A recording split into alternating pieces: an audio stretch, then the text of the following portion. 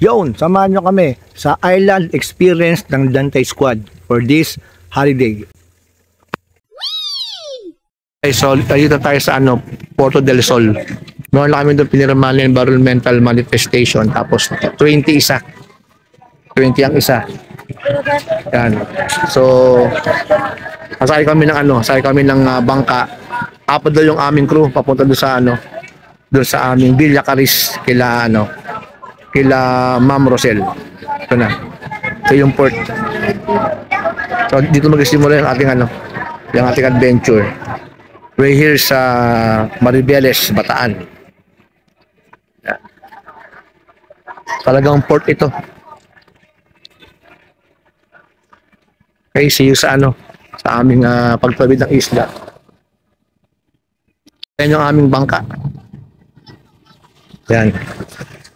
Hindi lang kami sasakay. Hello, Jia. Hello. Okay. Nasa Elijah, sa pangatlong umakyat daw na si Agum eh. Next si Aloja ng ating crew. Ng sila Kuya Ariel tsaka sa Kuya Rodel, yung isa na I forgot the name, yung kuya. Yan ng ating mga crew.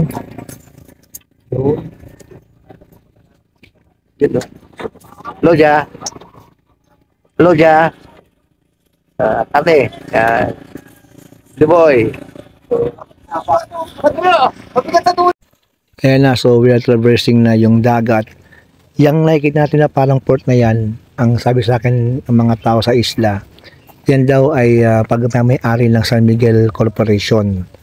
Parang power plant daw yan. So, kapag daw minsan meron diyang mga parang whirlpool pag meron silang activity dyan. So, sana safe naman, kaya medyo malayo yung bangka namin dyan. No? Yan, nadaanan lang namin yan. Talagang ang San Miguel Corporation, napaka-unlad na kumpanya. And of course, siyempre, may pangalaga sa kalikasan yan.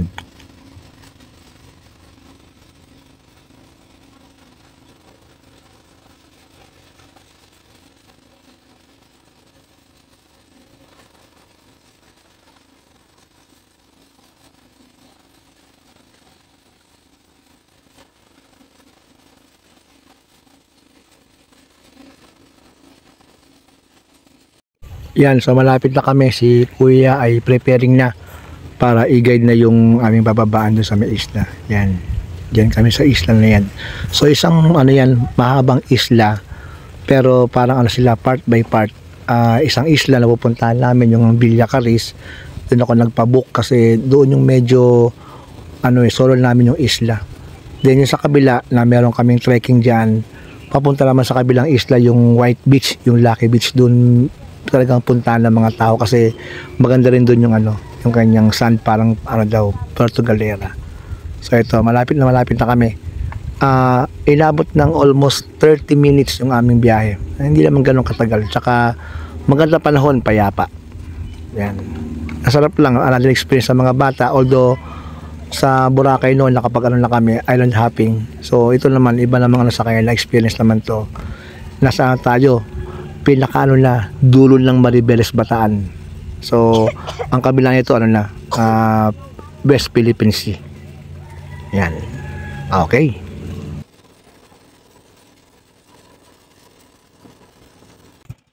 Yan, mag-7 ng umaga na. Ayan yung haring araw, sunrise. Ganda ng kanyang ng kanyang tama sa tubig, ng reflection niya. Very good. Talagang ito ay talagang nature. Ganda. So we're here na. Low tide pa eh. Paligid guys. Ito kami galing Yan si Nanay. Nanay Lina po. Nanay Lina. Good morning Nanay Lina. Siya sumalubong sa amin. Siya sa mga kasama ito ni Ate Rosel na staff ng resort na ito. Ano pa ng resort na Villa Caris. Ayun. So meron doon swimming pool. Ayun. Swimming pool po, Villa Caris. Yan. Angela, kaway. Hello. Elijah. Hello, How's the boat trip, Aloja? So fine, di ba? So ito yung pool. Yan. Meron ditong pool para sa mga bata. Yung pinaka lalagay po sa para lumayo po dyan. Ano po? Ayun po. Salbahin po. Life vest. Malalim din po yan. Medyo malalim. Malalim po. O, kala ng life vest, be. Ayun po, ayan. So, yung guys, we're here na sa resort. Ay, ganun, mga 30 minutes na, ano. Salamat na, hindi na. Opo. Opo. Mga 30 minutes sa bangka. Po kayong ano doon. Opo. Ayan, good morning. Ano pangalan ni ate? Bergie po. Ate Bergie. Kasi Nanay Lina. So, sabi ni ate Bergie, doon sa may Lucky Beach, Lucky Beach. meron doon kayak, crystal kayak, no? Crystal kayak po. Ayan, guys. Kasi di ba last time when we went to Boracay, nagpaano kami doon ng photo op sa crystal kayak. So, ang tawag doon, Lucky Beach. Ito po, Villa Caris po. Villa Caris. Mamaya ro pupunta si si Ate Rosel. Saan yung bonfire Ate Bilgi? Mamaya pa po, magagawa pa po. Ayun, very good. So yun yung bangka namin. Sila Kuya Rodel, makakasama namin ito until tomorrow. Yan. Ayun yung aming bangka. Yung po munang pagkain nyo, iluto mo na. So guys, talagang resort vibe. Oo. So meron itong mga yung mga kubo-kubo. Oh, meron itong Gcash pala eh. Very good. Problema, wala naman Gcash ko. meron pala kami dalang bangus. Pwede palamanan. Pero ano nga dyan na sida? Sariwa. Bukod kay Ariel, asan pa sariwa dyan? Ay, service daw. Mabait ang mga tao rito. Doon pa na sa pagsalubong sa amin. Talagang na kami. Sinulubong nila kami. Nanilina. Sino yan? Ate wait lang. Tawag sa Ate Rosel. Ito guys, ito yung tawag na banak. Bakit sa banak? Anong lahi niya? Parang bangus din ba yan? Maring Kuya Ariel yan. kumagana. Ng bangus, no? Ano yan? Ito yung sniper ng dagat. Sniper. Ng dagat. Ayun, no? Lapit, to. Okay, ngayon naman, we will have a tour ng ating magiging pinakabila. Yan. Ano? Ate Naomi. Hello, Ja. Si Alo. Yan. Yan yung pinakabila. May iba pa tayo itong mga pwedeng marenta ng bila. Yun. Nadja, magandaan dito sa resort, meron silang ginawang pool para sa mga bata. Medyo malalim daw yan, kaya si Elijah naka-life vest. Then para yung gusto mag-swimming sa dagat, pero yung gusto lang mag-swimming pool, yan. Ang tubig niyan galing sa sa bundok daw, spring water. Ay, napakalamig, tsaka malamig, boy. Sakto lang. Kasi galing sa yan, boy. Bundok. Doon galing, So, ito yung aming trekking going dun sa White Beach. Yan. Silago mo.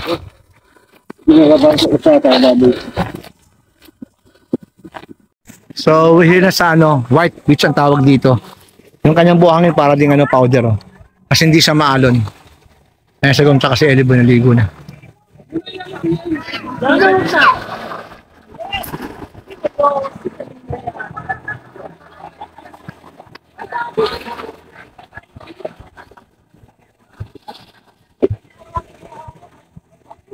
Yon, so we're here sa isang isla pa. So from our island sa kabila, kami, trekking, medyo pahon. Meron namang panatag ang tawag nila, tapos sa baba. Siguro nabot kami ng mga doon, 30 minutes. Nakakapagod pero palakita mo yung beach, diba?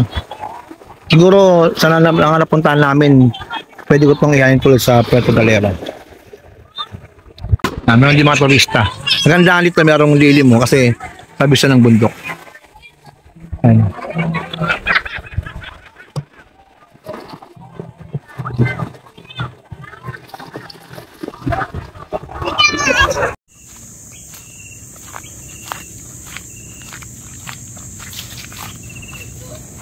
Yon, so nasa isla kami, isla vibes, may na-signal, pasulpot-sulpot lang.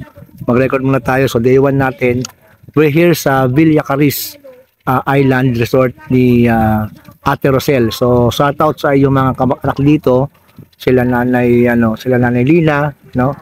At sila Kuya Ariel at lahat ng mga staff dito. napakabait. Si Ate Virginia nagluto sa amin, saka sila Kuya Ronald ba yun? Ang bait nila sa islang ito. Ano sila, very accommodating. So, mamayang gabi daw, meron kaming bonfire. Yung mga bata mag-enjoy sila. So, nakapagkaroon na kami island hopping, pero we don't use bangka. Nagano kami, trekking. So, may konting pataas, may konting palusong, pero enjoy yung mga bata. Yung dun sa may Lucky Beach, sa may White Beach na dito, sa kabilang side, medyo maraming tao doon. Dito, sa aming resort, island resort, kila Ate Rosel, na nirentahan ko yung isang part ng resort ng isla. Kami lang ang guest dito ngayon. Okay? So, this concludes our first day.